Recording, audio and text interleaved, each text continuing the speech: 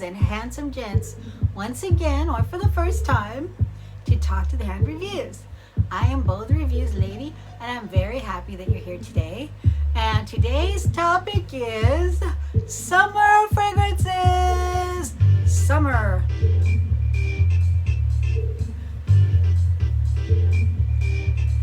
Move around now.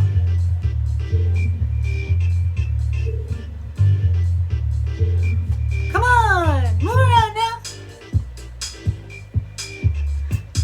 If you're new to my channel, I always like to try to get you guys to get up and move a little bit because we're all in our computers or our phones all the time now. You know, it's like it must be doing something to the worldwide, you know, spinal alignment. Anywho, are you having a good week? Are you excited about anything coming up this summer? I mean, I know that not everybody that might be watching this it's not necessarily summer there, but you have something fun coming up that you're excited about summer? I know, I'm sorry, some of you aren't experiencing summer right now, but even you're welcome to leave a comment about what you love about summer or what you love about fall, wherever you are, whatever you're experiencing. But today I'm talking about fragrances that are summer fragrances. You know, I mean, wear what you want when you want. That's of course how I feel about it. But in my opinion, out of my collection, these are pretty good ones for the summerish time. Mainly because they're mostly florals. Many are on the sweet side. Some are fruity. And most are classics, but some are newer. I love the classic fragrances because I used to work behind the counter in fragrance and cosmetics in the late 80s and the 90s. And I kind of am enjoying experiencing them. And a lot of them have changed formulas. So I like feeling like I'm like a living historian because I remember what a lot of them used to smell like.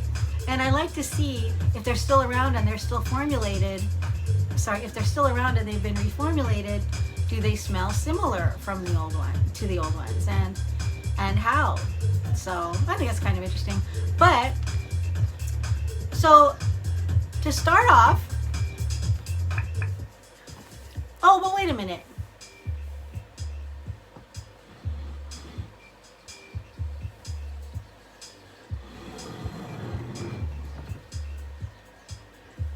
I have to talk briefly about this flower arrangement, my little flower boss of flowers. This is viburnum, and the ones up top here are called Dame's Rocket.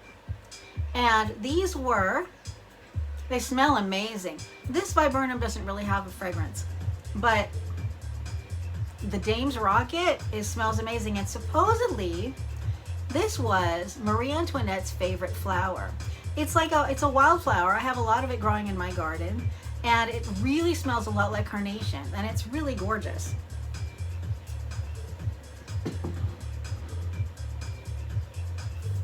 And my viburnum are on the way out, so I wanted to make sure that I got them in a video before I lost my chance.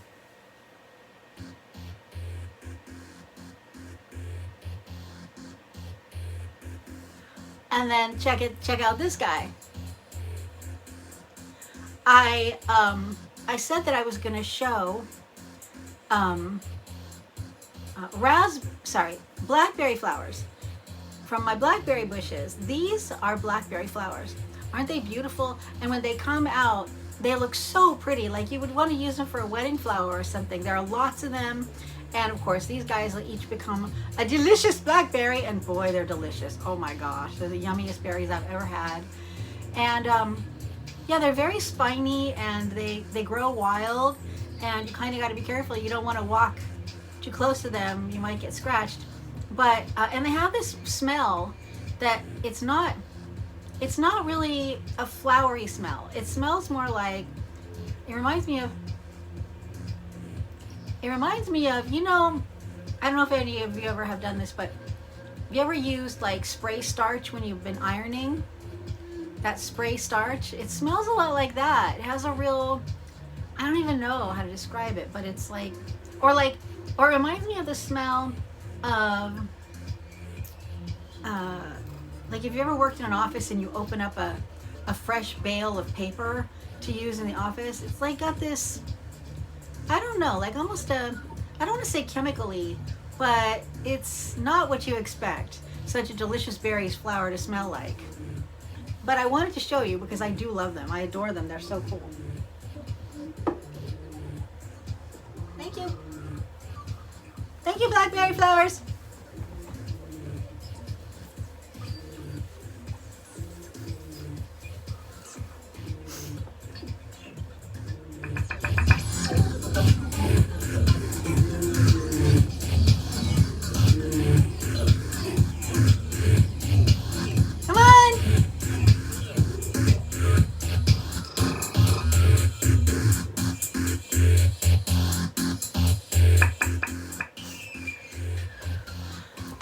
Let's get on with the perfumes. Okay, I didn't list any notes or anything for these. I'm just going to kind of go through these quickly just to give you an idea of my feeling and why I think it's nice for summer. The first one is very, very classic Anais, Anais. Came out in 1978.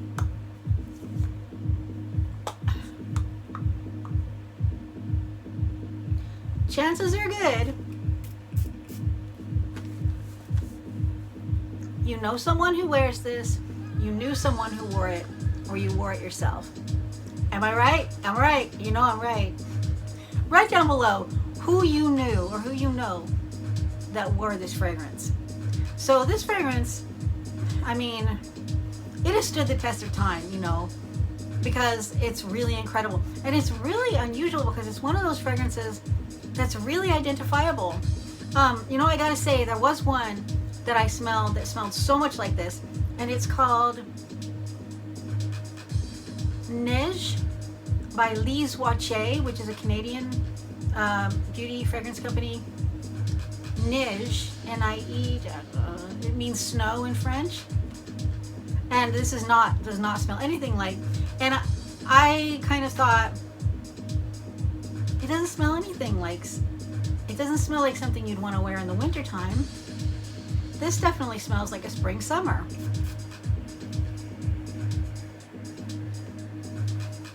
It's feminine. It's got some green in it. I mean, it's just a really great one for summer because it's not really a heavy floral, but I wouldn't call it a light floral. It's just a really enjoyable floral with some green in it. Anais, Anais from Cachael. Okay, now this one is kind of new-ish. It actually came out in 2013. And I like this one a lot. It is English Laundry's Signature from Christopher Wicks over there at English Laundry.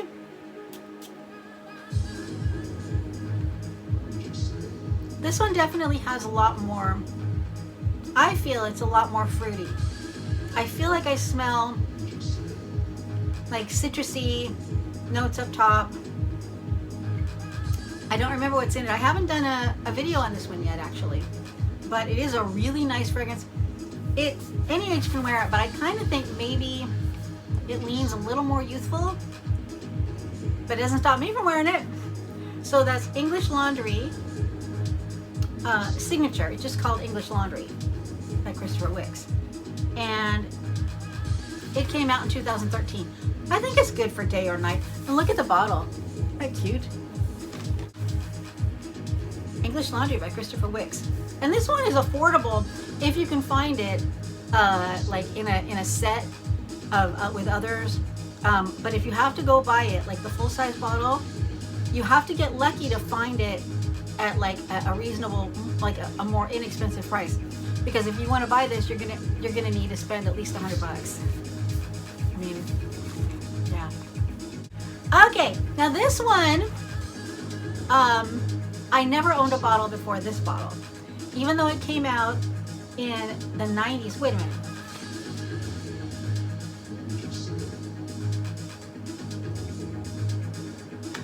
wrote it down, but I can't tell if it says 1994 or 1984. We didn't sell it at any of the stores I worked at, but when I worked as a rep, I worked as a rotator rep, and I used to go around to different stores for Oscar de la Renta and then also for Guerlain. 2 different jobs that I had. And when I did, you know, I'd get to go to different stores, and some of those stores carried this fragrance. And I fell in love with it, but I didn't buy it back then because, you know, I have other things to do with my money. And not only that, you know, I was young trying to like make things happen. But also I had a lot of free stuff, you know, when I worked in the industry, a lot was given to me and I loved it, loved getting that stuff. So I didn't spring for this one, but now it's a lot more affordable. And Klein, this is a more affordable fragrance. It's more affordable now than it used to be. And it is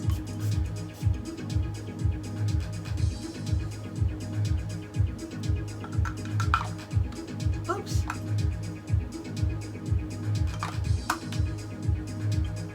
Now, I know it looks like I haven't used that much. But, you know, I work from home and I'm not out a whole lot.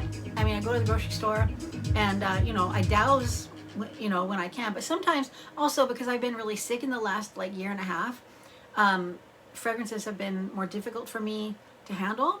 But now I'm getting a lot better. I have been getting a lot better. And I feel like this is one of those that when I'm not really feeling that well, maybe I can't do it, but when I feel good, I can really spray it all over me, and it is really nice. It's sweet. It's a sweet white floral. That's how I would describe it. But it's not sweet like gourmand. It's sweet like sweet flowers. So yeah, and Klein, I really love this one. And I'd also say that's probably considered more of a daytime fragrance too, but wear whenever you want. Okay, this next one I got in a discovery set. It's a little sample, right?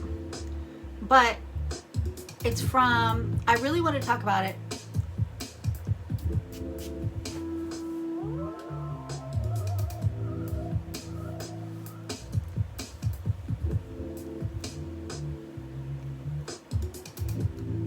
This is Full Orange Blossom from The Body Shop. This is one of their newer fragrances. They only came out, I think they just came out with it this year.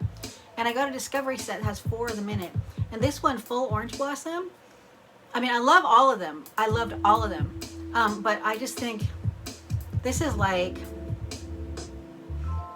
I wouldn't say it's really sweet. It's really like it's like a sensual orange.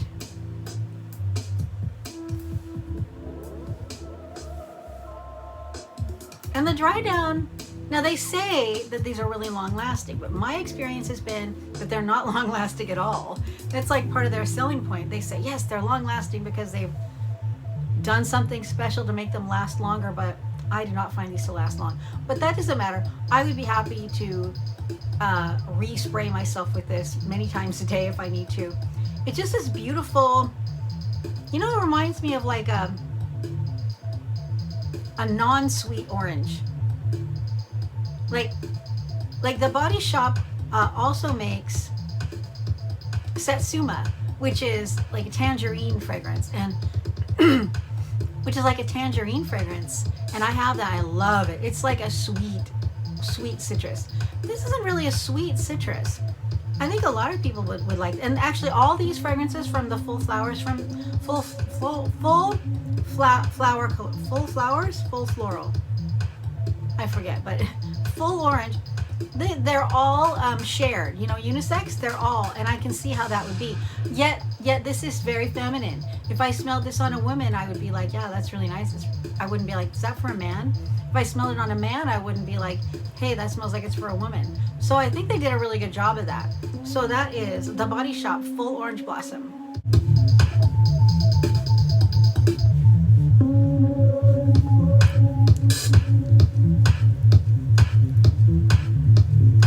And I also feel like that Full Orange Blossom is a day or night fragrance. Okay, coming up. This one is really special to me. I think it's one of my very favorite fragrances. And I wore it a lot in my 20s, in my late teens and my 20s, because I was given a lot of it because when I worked behind the counter, it was given to us. And actually, the way it was given to us was at the department store I worked for. They did this big Christmas party hosted by all the fragrance and cosmetic companies, and all of the girls and guys too in the departments got to go, and they had it at the Beverly Hilton in Beverly Hills area. And they gave us, it was so nice, it was like in the ballroom, the main ballroom, and they'd have like, it was like a full sit down dinner, and everybody would get really dressed up, and they had a DJ, and one of the big things about that was they would give you bags full of fragrances and cosmetics sometimes, but mostly fragrances. And Worth by Reviens was one of the first fragrances I ever received, and I wore the heck out of this stuff.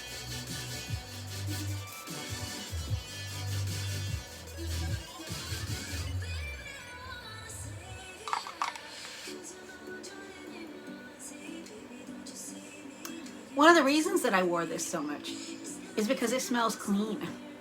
It smells fresh and clean. It smells like a cross between like soap, like stepping out of the shower at like the Four Seasons Hotel or someplace like that. But also I feel like there's a little carnation in there. I don't know if there actually is carnation. I did a review on this one. It was one of the first fragrance reviews I did on my channel. And I found out so much about this fragrance. It's really fascinating, and if you're at all interested, please check out that other video, because I think you'll like it. There's some really interesting and revealing history about this fragrance.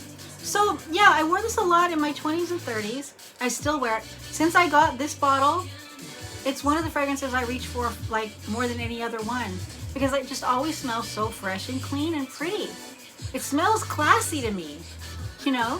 And I wore it a lot when I was really busy in my 20s and 30s because, well, actually mostly my 20s, because I was always busy. I would go to work, I would go to school, I'm a performer, I would perform, or I'd have a rehearsal, or I'd have, you know, a class, or I'd have, I used to be in a performing improv group. I'd have a gig with them. I did a lot of stuff, and I wanted to make sure that I didn't necessarily want to smell perfumey or overpowering, but I did want to smell fresh and clean. And this one still does it. And this smells to me exactly the same as it used to. So that's pretty nice, I think. So Reviens from Worth, Paris. And Charles Frederick Worth, he's a pretty interesting guy. He was really kind of the father of fashion design, because let me see if I can remember the story right. He decided, he looked around, and he was a manufacturer of fabrics, and they would sell the fabrics, and then he realized that all these wealthy people really needed someone to sell them clothes, not just the fabric, but clothes. So he was one of those first people who started doing fashion design to meet the needs of the wealthier people who wanted fashion, wanted high fashion. And yeah, really interesting guy. Yeah, Worth. Reviens by Worth. Okay, number 6.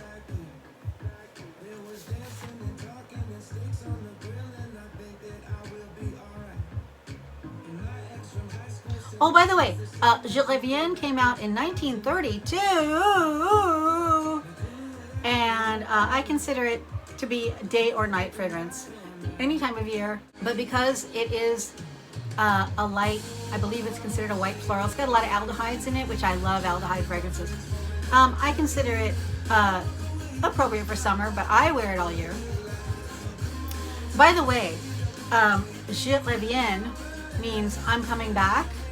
And it's part of a 5-poem. There were 5 fragrances that were created by Worth, and when you fit them all together, they all say a poem. And I'm coming back. Reviens was, I think, the 4th one. I'm coming back, and then the final one was toujours, to you. So, or does that mean fresh? I'm sorry, I forget. Yeah, so the final one is to you in French. So I'm coming back to you. And the first part is something like it's not gonna be right, but it's something like, in the evening when the sky is turning into night, that is the time I think of you, and I'll be coming back to you. Something like that. Okay, so up next, number 6. SOTD from IsseyEDPAbsolue.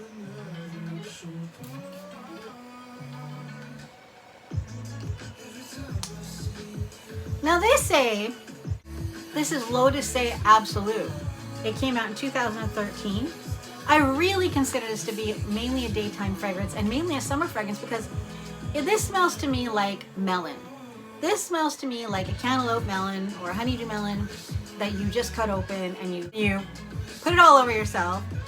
That's what this reminds me of. It reminds me of a fruit salad. I think that's what I did a video of this. I think that's what I call it, fruit salad.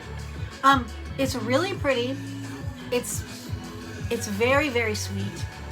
It's not my favorite to wear alone, but I have mixed it with, the other day I mixed it with Elizabeth Arden green tea, and together those two were a really nice combo. Yeah, so it's a really pretty fragrance. It's excellent. This reminds me of what you'd want to be wearing at the hottest day of an outdoor event like a tennis match, or you're out at the races or something like that. That's what this is like to me. This is just like a fresh fruity fragrance. Yeah, SOTD.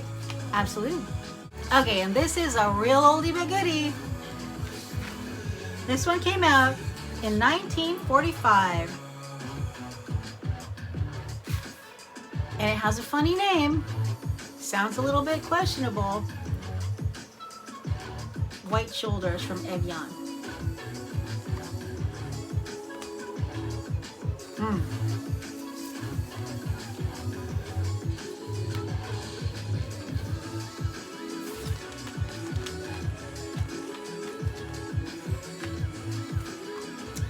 I wore this one so much when I was in my late teens and 20s, because this was another one that they gave us that I sold behind the counter. And it is the most fresh, feminine, light, sweet floral fragrance. It's really sweet, a lot along the sweetness of the Klein. But it's really beautiful. And I remember I had the whole line in this. Lotion, and I think I had a powder, you know, those old school powders with the little puff and all that. I was there. I love powder, but you know, they say you're not really supposed to use talc anymore. It's controversial. Anyways, this fragrance is also controversial. I want to say it's called White Shoulders, and I always feel like I got to address this because I can see why people would say, well, that sounds a little racist. Because I could kind of understand people feeling like, really? Why does it matter what color the shoulders are that wear this fragrance, you know? Why does it matter? However, the story is that the creator of the fragrance was out to dinner with his wife, and someone across the table commented and said, oh, I must say, you have the widest shoulders I've ever seen. And then I guess that's how the fragrance name came about. I mean, okay, sure. But it is a beautiful fragrance. And even if your shoulders are not necessarily white, I think if you like feminine, sweet florals, consider trying it because it stood the test of time. And the other day I sprayed it around before bed. And then when I went to bed, I realized that it made me feel comforted. I'm not really wearing that much fragrance to bed, but this one, I don't know, it made me feel like sweet dreamy time, you know? So yeah, White Shoulders, Evyan, 1945. Standing the test of time. And by the way, it's Evyan, Evyan, not Evian like the drinking water. Okay, this one's a little newer. This one is super affordable, and I was really surprised to find out who the nose is for this. This is Love's Oh So Pretty by Dana. Love's, does that look familiar to you? Did you have Love's Baby Soft when you were a girl? I did. And in fact, that's what got my attention. I saw this on the shelf and I was like, that's called Love's, like Love's Baby Soft? Because that sure looks like Love's Baby Soft. Are they still making fragrances? You know, I didn't know. So it turns out Love's is not, but the Dana company purchased Love's and is now producing it as Love's by Dana. So they have, I think, 4 or 5 of these. They came out with a few, and it was so affordable. I mean, you could probably get this for like around 10 bucks. I paid even less for that. I don't want to tell you how much I paid because it was after Christmas, and I think I might have gotten it, you know, I might have just got in there at that time when they were like moving fragrances out. I got it like really, really affordable. But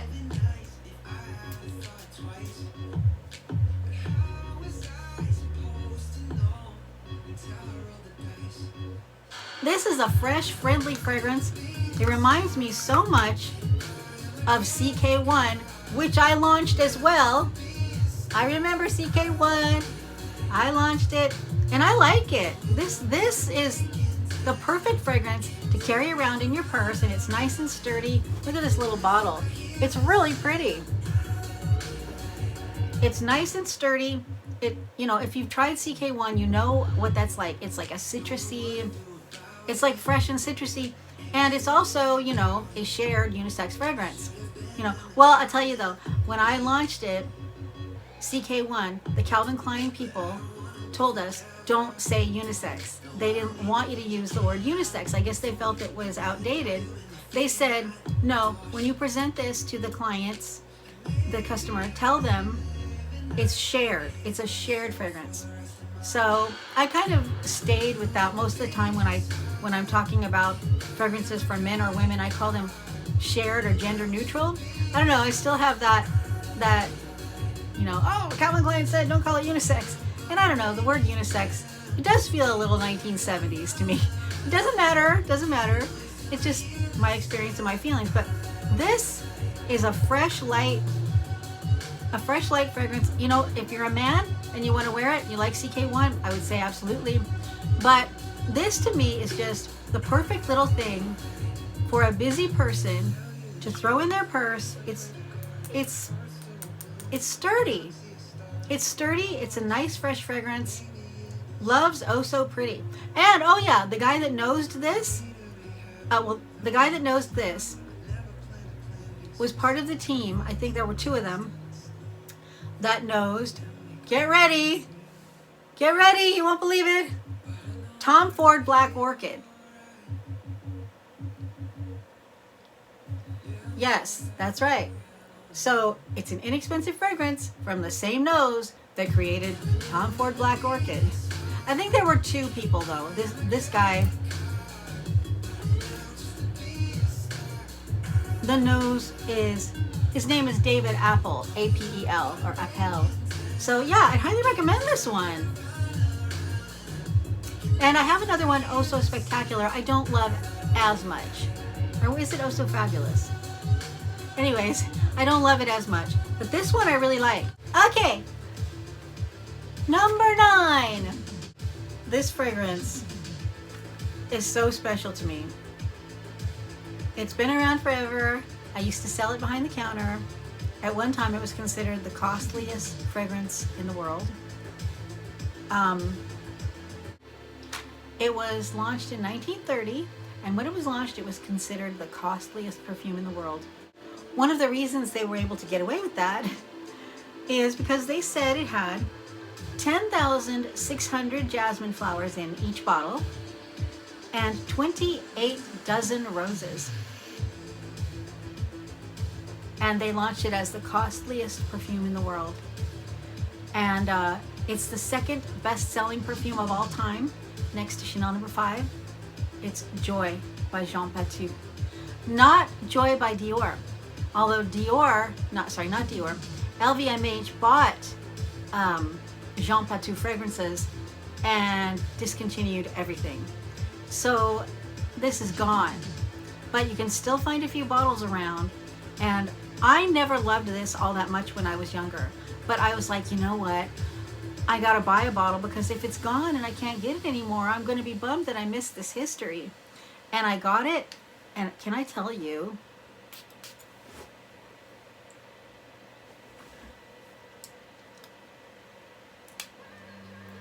this really smells like you're standing in a field of flowers and you're about to sneeze. It's that kind of fragrance. I mean, it just smells so much to me like the day where you can smell every flower that's blooming, and that it's almost making you feel like you got hay fever or something. It doesn't make me want to sneeze. It doesn't make me sick. It's definitely a person's floral fragrance. And I just feel like it's so gorgeous. It's so pretty. It's so feminine that if you've never tried it, I mean, I don't want to tell you what to buy, because, you know, I'd hate it if you bought it and you were like, oh, this isn't for me at all. I could say, well, you've got some history then. But for not everybody cares about that. But it's really, really great. And it's an important piece of perfume history. Anyways, great for the summer. A fresh floral, Joy by Jean Patou. Jean Patou. Running out of room on my little perfume tray. 2 more to go. This has really become the fragrance I wear. I wear it all the time. I wear it because it is nice and fresh and friendly and light. And I had an experience with this fragrance that I tell this story a lot. I was actually living overseas and I was having kind of a hard time. It was a job. I was doing a job. And I had only taken 1 bottle of fragrance with me, and it was a beautiful fragrance I love very much. But I decided to buy a bottle of this fragrance, and I was having a hard time with this job. There was just some difficult things going on with it, and I bought this fragrance, and the minute I started using, this fragrance, oh, I don't know if you see what it is. Everything improved. Everything got better. My mood lifted. The job got better. It just, the outlook was better. Elizabeth Arden green tea. I mean, you can't really beat it, you know. There's a reason there's all those flankers.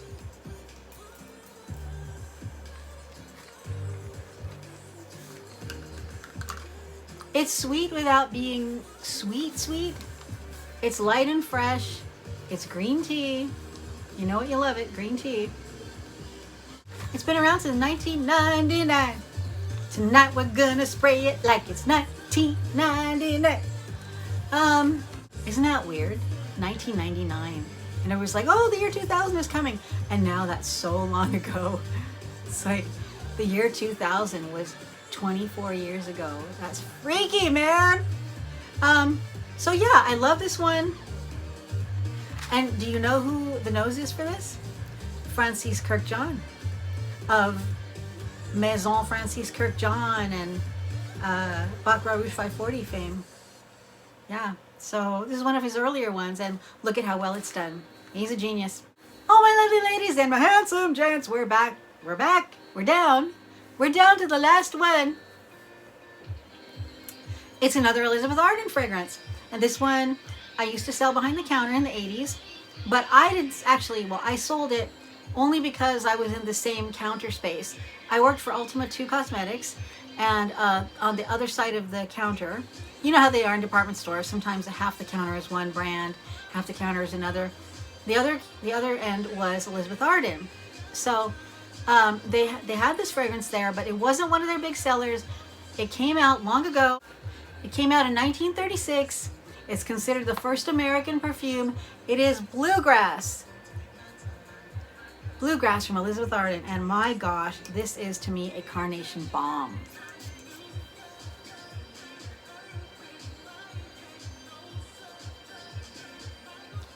It's fresh and soapy. It's got this fresh soapy thing to it.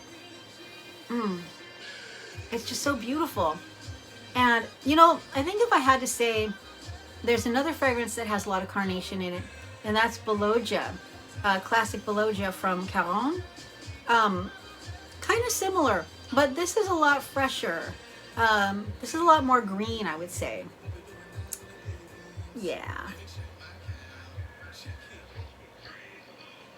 And the little picture of the horse there is because Elizabeth Arden loved horses, and she had a ranch in Kentucky. And that's why she called it bluegrass, because it's named after the poa grass that grows in Kentucky. And I never knew that. I never knew any of that. I've been wearing this forever, most of my life.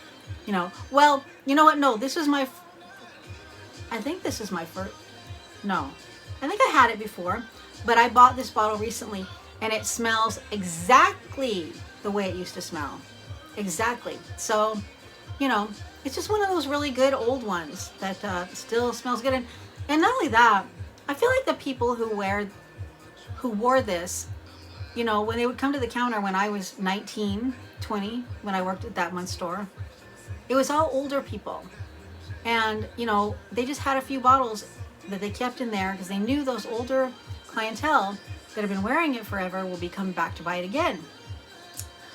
But I feel like all those people are passed on now. So I think this is an opportunity for young people to come and wear this, because it's not old smelling at all. To me, this just smells so youthful. It's beautiful. Bluegrass, love it. And it came out in 1936, if I didn't say that already. And it's appropriate for daytime mostly, but you know, you can wear it anytime. But this is one of those that I personally would keep it to daytime. It's so fresh, you know, it's got that fresh stuff. And that's it. That's it for this video. Thank you so much for watching. If you're familiar with these fragrances, or anyone you knew wore these fragrances, please go ahead and leave me a comment, and give this video a like if it's something that you do. If you don't do it, no problem. You're welcome anyhow. And I hope you have a wonderful day, a wonderful evening, a wonderful month, a wonderful summer. And I hope I see you next time. Thanks so much. Bye.